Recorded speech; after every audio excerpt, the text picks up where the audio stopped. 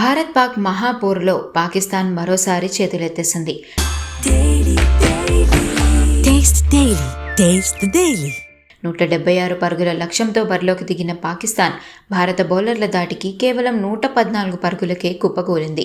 61 పరుగుల భారీ పరాజయం తర్వాత పాకిస్తాన్ కెప్టెన్ సల్మాన్ అలీ ఆఘా తమ ఓటమికి గల ప్రధాన కారణాలను వెల్లడించాడు.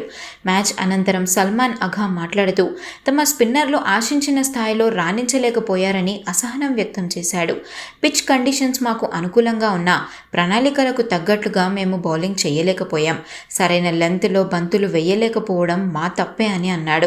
అలాగే గత 6 నెలలుగా స్పిన్నర్స్ బాగా ఆడుతున్నారని వారిపై తమకు నమ్మకం ఉందని పేర్కొన్నాడు. బ్యాటింగ్లో పవర్ ప్లేలోనే వికెట్లు కోల్పోవడం తమ పతనానికి కారణమైందని అన్నాడు. నిజానికి మొదటి ఇన్నింగ్స్ కంటే రెండవ ఇన్నింగ్స్లో పిచ్ బ్యాటింగ్కు బాగా సహకరించింది. కానీ ఆరంభంలోనే కీలక వికెట్లు పడడంతో మ్యాచ్లో కోలుకోలేకపోయాం. ఇలాంటి హై వోల్టేజ్ మ్యాచ్ల్లో భావోద్వేగాలను నియంత్రించుకోలేకపోయామని చెప్పుకొచ్చాడు Salman Ali Agha. Taste the Daily.